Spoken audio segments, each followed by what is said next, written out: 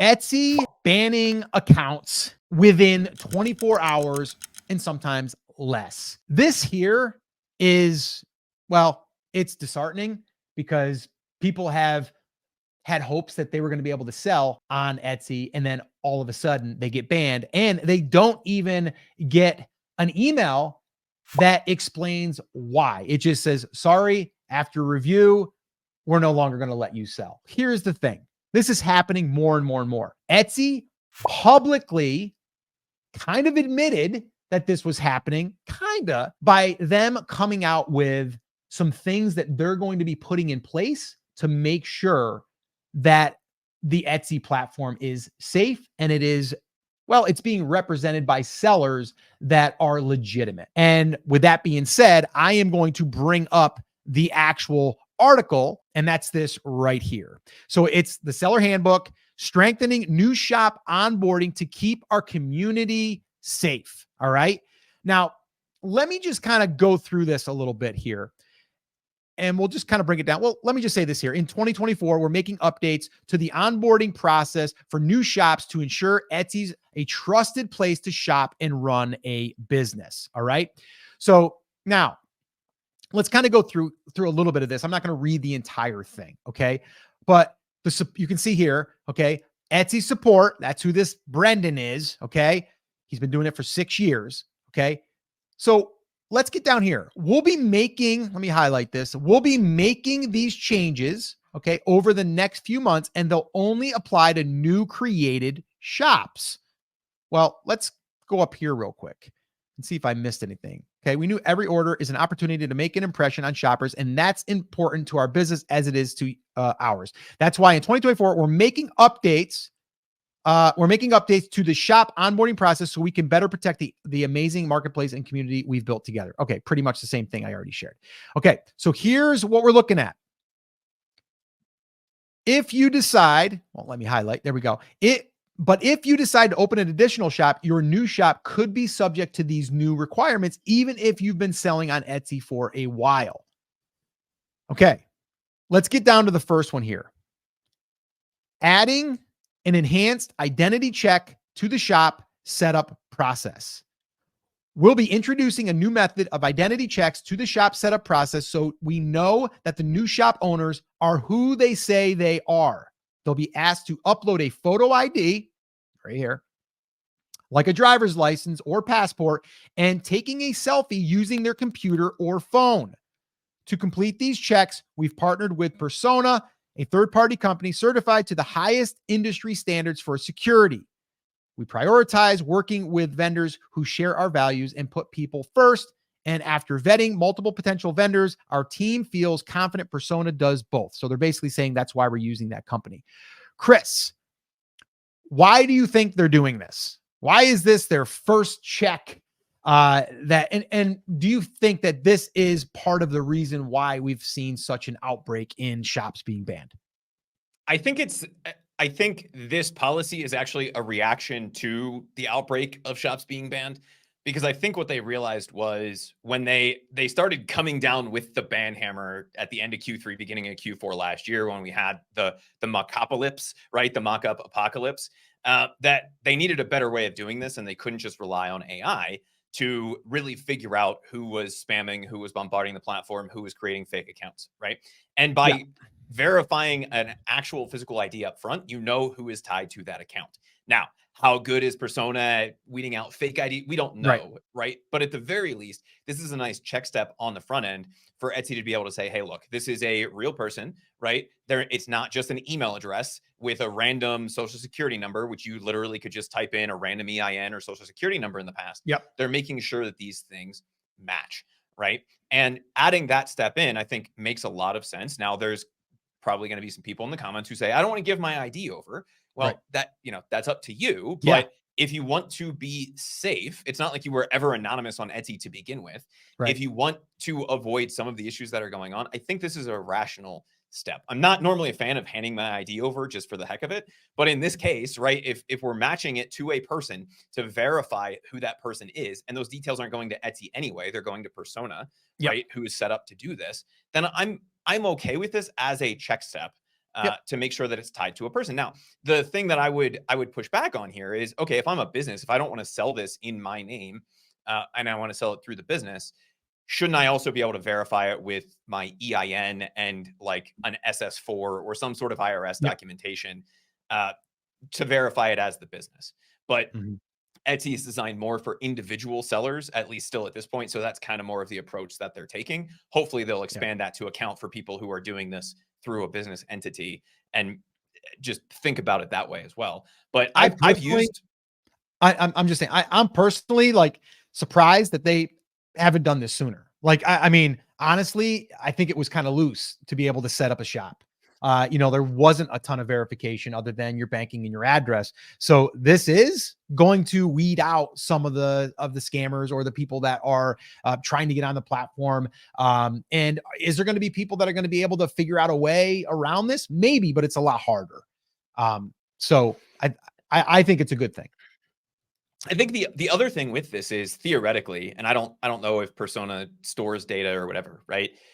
Because Etsy allows you to create multiple accounts, then they could more accurately track it back to a single individual to say, hey, this Yep.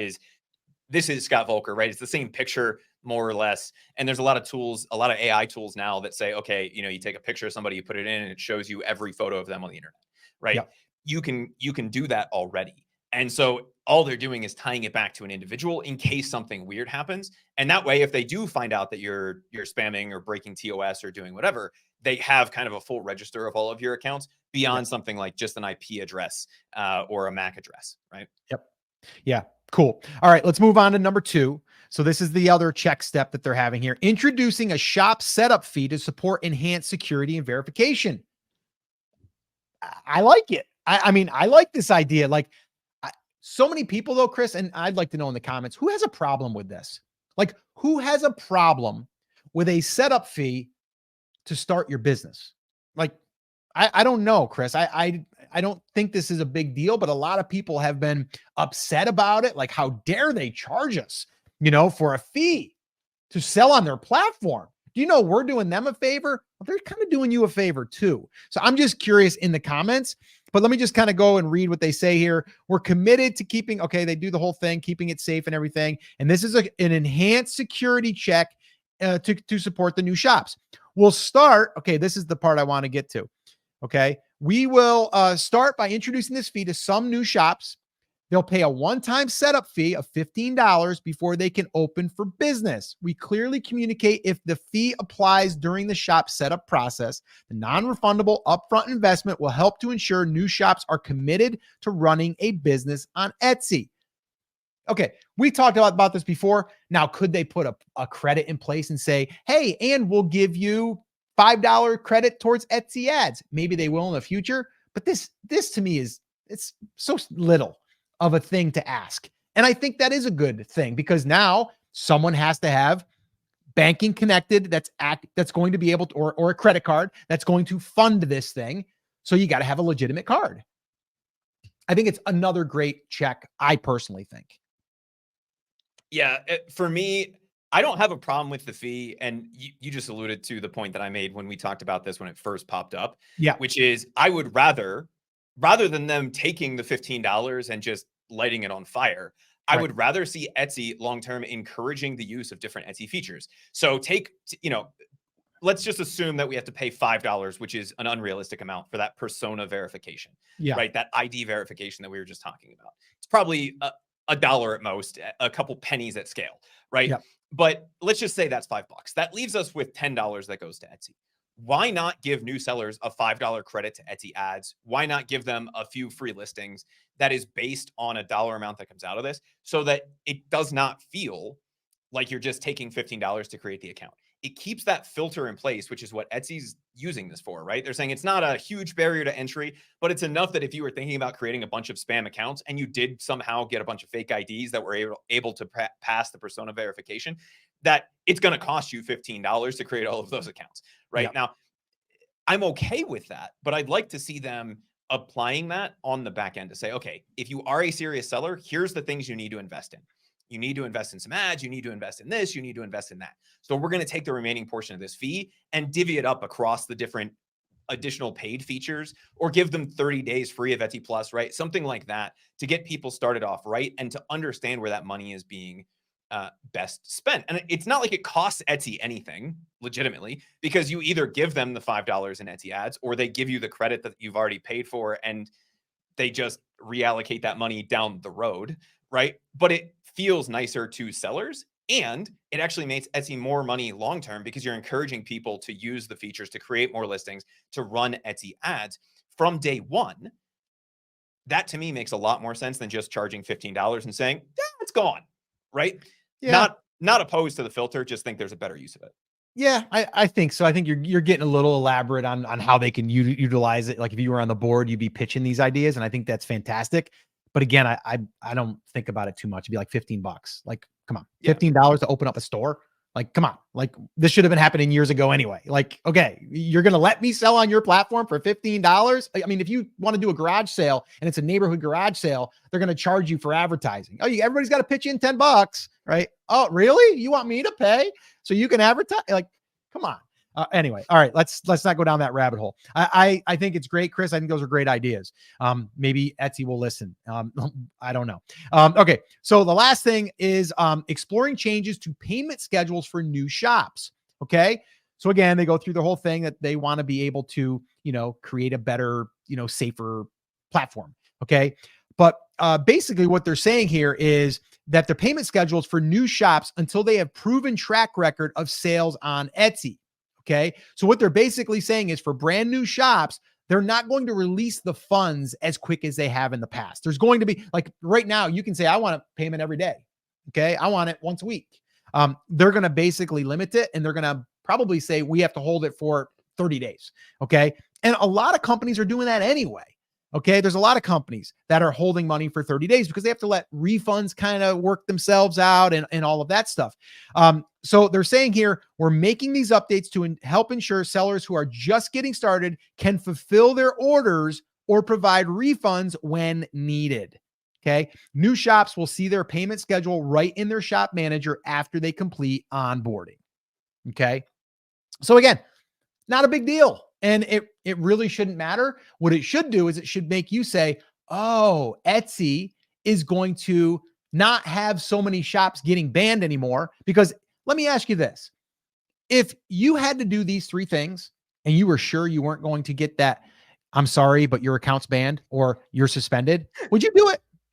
Let me know in the comments. If you could do this and guarantee that you were not going to get that letter and you could just start selling and not have to worry about that, would you do it? Would you do your photo ID thing? Would you pay the $15? Would you wait 30 days to get your first payment? That's the big question. Would you do it? Because that's what I see, that them trying to make it so they can eliminate all of the other stuff that's coming through so fast, right? This is going to slow things down a bit. It's going to take you a little bit to go get your license, or if you're a scammer, you're not going to put your license in there, right? So I think it's a good thing. Let's wrap this up, Chris, with what's next.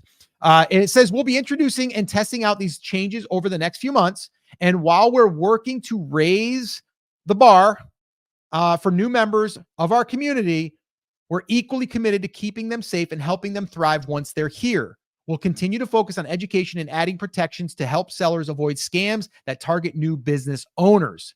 Okay. These updates are critical in keeping our marketplace safe, yada, yada, yada. Okay. But it's mainly for new shops. So if you're a brand new shop, you're going to want to do all three of these. Okay. You're going to have to. And if you are, there's going to probably be a greater chance that you're not going to get that dreaded email or that message that says, hey, Chris, sorry, man. You just opened up your shop 24 hours ago. We don't want you. We think you're suspicious. Right. So that's the big thing. I think this is good news. I think this is a good thing. We'll see in 6 months from now. Did this help? Did we get less of that? Who knows? Hopefully we will. I'd be curious in the comments though. You guys think this is a good thing? You think it's too much? Let us know. And Chris, what do you want to say? Last thoughts on this? So first, I think Etsy would be right to be suspicious of me. I'm a very shady person. But I think number 3 here is the one that I think got the most pushback from the seller community when it first came out. And it's also, to me, the most important one, because what we saw happening was, and there was a ton of news articles on this at the end of last year, was, somebody would be able to create a scam account. They'd create 400 of them, and then they wouldn't care because they could get paid out every day. And so if they got something that violated terms of service to rank, if they got something that was selling, they would still be getting paid every day. And if Etsy shut down the account, well, that's okay because they can't claw back from a bank account that doesn't have any money in it. Right. And so you can go ahead and do that, but they have no way of protecting against it. So what Etsy is doing here, I think, makes a lot of sense. And as long as that restriction is reasonable, and I think when you and I talked about this when the news first came out, we said something to the effect of like, all right, for 90 days or maybe 100 sales, right? Put a time limit or a sales limit. The sales limit probably makes the most sense because then it doesn't matter how long that account has been around. It's 100 sales or 50 sales, right? Just to verify that they're fulfilling orders. I think that's okay. And I think the other thing that does, Scott, when we were talking about your friend who had the email list and was afraid to send more emails, that should also eliminate that on the back end. Right. So you don't have to worry about selling too much because Etsy has said, look, you've sold enough now that if you have a big spike in sales, we don't necessarily need the payment reserves anymore. Or they might send you an email and say, hey, because you're selling so much, instead of paying you every day, we're going to automatically shift that to a week until your volume goes back to normal or whatever it is. Right. But for new accounts who don't have that sales history, they were dragging down everybody else's account by making everybody else have to deal with the payment reserves because of this issue. Theoretically, this will help solve that. So I'm a fan of that step for sure. Yeah. Cool. All right. So that is what I feel some really good news for new Etsy sellers, because now you should be able to open up your shop and you should be able to follow those 3 pieces of criteria or those checklists, and you should be able to open your shop.